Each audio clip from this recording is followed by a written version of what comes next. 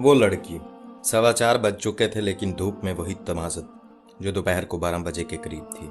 उसने बालकनी में आकर देखा तो उसे बाहर एक लड़की नजर आई जो बज़ाहिर धूप से बचने के लिए एक सायादार दरख्त की छांव में आलती पालती मारे बैठी थी। इसका रंग गहरा सांवला था, इतना सांवला कि वो दरख्त की छांव का एक हिस्सा मालूम होता था।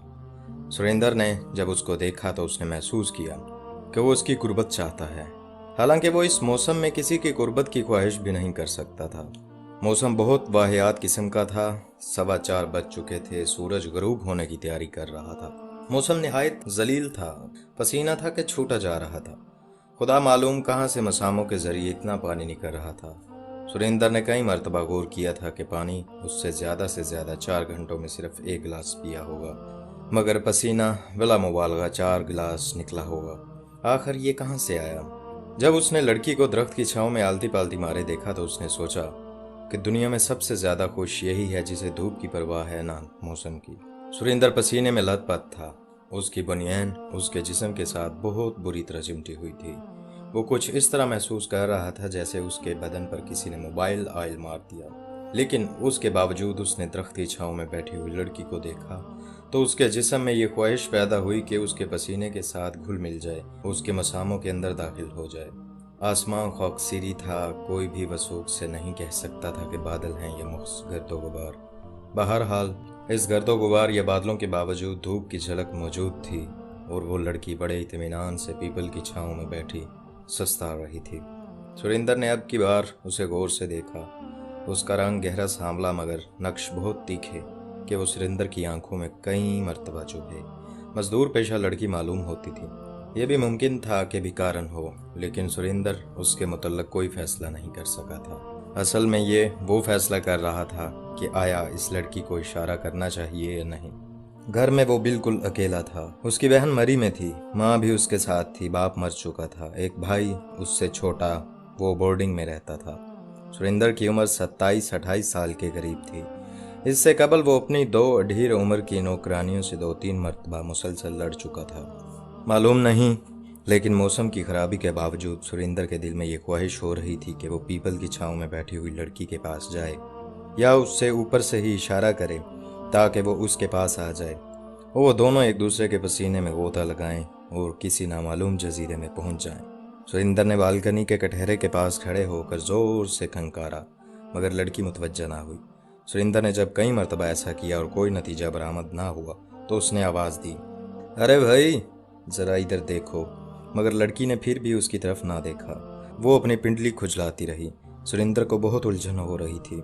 अगर लड़की की बजाय कोई कुत्ता होता तो वो यकीनन उसकी आवाज़ सुनकर उसकी तरफ देखता। अगर उसे इसकी ये आवाज़ नापसंद होती तो भौंकता, मगर उस लड़की ने जैसे आवाज़ ही ना सुनी हो। अगर सुनी थी तो उसने अनसुनी कर दी थी। सुरेंद्र दिल ही दिल में बहुत खफीफ हो रहा था। उसने एक बुलंद आवाज़ में इस लड़की को पुकारा, ए लड़की। लड़की ने फिर भी उसकी तरफ ना देखा। उसने अब मुलमल का कुर्ता पहना हुआ था और नीचे उतरा। जब उस लड़की के पास पहुंचा तो इस तरह अपनी नंगी पिंडली खुजला रही थी। सुरेंद्र उसके पास खड़ा हो गया। लड़की ने एक नज़र उसकी तरफ देखा और शलवार नीचे करके अपनी पिंडली ढांप ली। सुरेंद्र ने उससे पूछा, तुम यहाँ क्या कर रही हो? लड़की ने जवाब दिया, बैठी हूँ। क्यों बैठी हो? लड़की ने जवाब दिया, बैठी हूँ। क्यों बैठी हो? लड़की उठ खड़ी हुई, लो अब खड़ी हो गई हूँ। सुरेंद्र बुखला गया। उससे क्या होता? सवाल तो यह है कि तुम इतनी देर यहाँ पे बैठी हो, क्या कर रही हो? लड़की का चेहरा और ज्यादा सनोला हो गया। तुम चाहते क्या हो? सुरेंद्र ने थोड़ी देर अपने दिल को टटोला। मैं चाहता हूँ, मैं कुछ नहीं चाहता, मैं अपने घर में अकेला हूँ।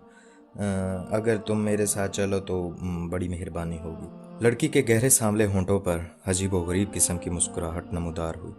मेहरबानी? काहे की मेहरबानी? चलो। और दोनों चल दिए।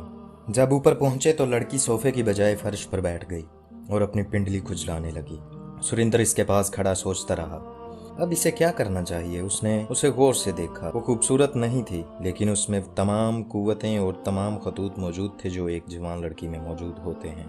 लेकिन उसके बावजूद उसका मजबूत जिस्म उसके बाहर झांक रहा था। सुरेंद्र ने उससे कहा, यहाँ क्यों बैठी हो, इधर सोफे पे बैठ जाओ। लड़की ने जवाब में सिर्फ इस कदर कहा, नहीं। सुरेंद्र इसके पास फर्श पर बैठ गया। तुम्हारी मर्जी। लो अब ये बताओ कि तुम कौन हो और दरख्त के नीचे तुम इतनी देर से क्यों बैठी थी। मैं कौन हूँ और दरख्त के नीचे मैं क्यों बैठी थी, इससे तुम्हें कोई मतलब नहीं होना चाहिए। लड़की का शलवार का पांचा नीचे कर लिया और पिंडली खुजलाना बंद कर दी। सुरेंद्र इस वक्त उस लड़की की जवानी के मुतल्लक सोच रहा था और वो उसका और उन दो अधेड़ उम्र की नौकरानियों का मुकाबला कर रहा था जिनसे उसके 2-3 मरतबा सिलसिला हो चुका था। वो महसूस कर रहा था वो इस लड़की के मुकाबले में ढीली ढाली थी, जैसे बरसों की इस्तेमाल हुई हुई साइकिलें, लेकिन उसका हर पुर्जा अपनी जगह घिसा हुआ था। सुरेंद्र ने इन अधेड़ उम्र की लड़कियों नौकरानियों से अपनी तरफ से कोई कोशिश नहीं की थी। वो खुद इसको खींच कर अपनी कोठरियों में ले जाती थी, मगर सुरेंद्र अब महसूस कर रहा था कि यह सिलसिला उसको खुद करना पड़ेगा। हालांकि इसकी तकनीक कतअन वाकफ नहीं। बहरहाल उसने अपने एक बाजू को तैयार किया और लड़की की कमर में हमाइल कर दिया।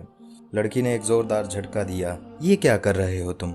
सुरेंद्र एक बार फिर बौखला गया। मैं कुछ भी नहीं, कुछ नहीं। लड़की के गहरे सांवले होंठों पर अजीब किस्म की मुस्कुराहट नमूदार हुई। आराम से बैठे रहो। सुरेंद्र आराम से बैठ गया, मगर उसके सीने में हलचल और ज्यादा बढ़ गई। चुनाचे उसने हिम्मत से काम लिया, लड़की को पकड़कर अपने सीने के साथ खींच से लगा लिया। लड़की बहुत हाथ पांव मारे, मगर सुरेंद्र की गिरफ्त मजबूत थी। वो फर्श पर चित कर पड़ी। सुरेंद्र उसके ऊपर था। उसने धड़ाधड़ उसके गहरे सांवले होंठों चूमने शुरू कर दिए। लड़की बेबस थी। सुरेंद्र का बोझ इतना था कि वो उसे उठा के फेंक भी नहीं सकती थी। बवजह मजबूरी वो इसके गीले बोसे बर्दाश्त करती रही। सुरेंद्र ने समझा कि वो राम हो गई है, चुनाचे उसने मजीद दराज दस्ती शुरू की। इसकी कमीज के अंदर हाथ डाला। वो खामोश रही। उसने हाथ पांव चिल्लाने बंद कर दिए।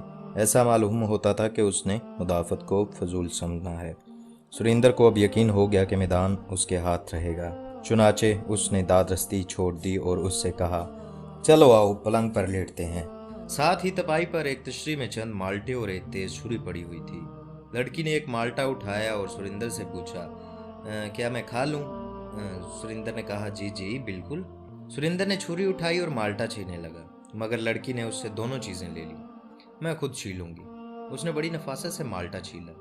उसके छिलके उतारे, फांकों पर से सफेद सफेद झिल्ली हटाई, फिर फांकें अलहदा की। एक फांक सुरेंद्र को दी, दूसरे अपने मुंह में डाली और मजा लेते हुए पूछा, क्या आपके पास पिस्तौल है? सुरेंद्र ने जवाब दिया, हाँ जी। तुम्हें क्या करना? लड़की के गहरे सांवले होंठों पर फिर वही अजीबोगरीब मुस्कुराहट नमूदार हुई। मैंने ऐसे ही पूछा था, तुम जानते हो ना आजकल हिंदू मुस्लिम फसाद हो रहे हैं। सुरेंद्र ने दूसरा माल्टा तश्ती में से उठाया। आज से हो रहे हैं? बहुत दिनों से हो रहे हैं। मैं अपने पिस्तौल से 4 मुसलमान भी मार चुका हूं अब तक, बड़े खूनी किस्म के। सच? ये कहकर लड़की उठ खड़ी हुई। मुझे जरा वो पिस्तौल तो दिखाना। सुरेंद्र उठा। दूसरे कमरे में जाकर उसने अपने मेज का दरवाजा खोला और पिस्तौल का सेफ्टी कैच ठीक कर दिया, क्योंकि उसमें गोलियां भरी थी।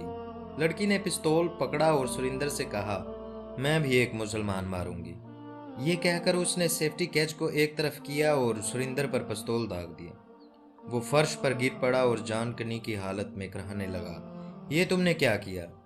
लड़की के गहरे सांवले होंठों पर मुस्कुराहट नमूदार हुई। वो जो 4 मुसलमान जो तुमने मारे थे ना, उनमें मेरा बाप भी था।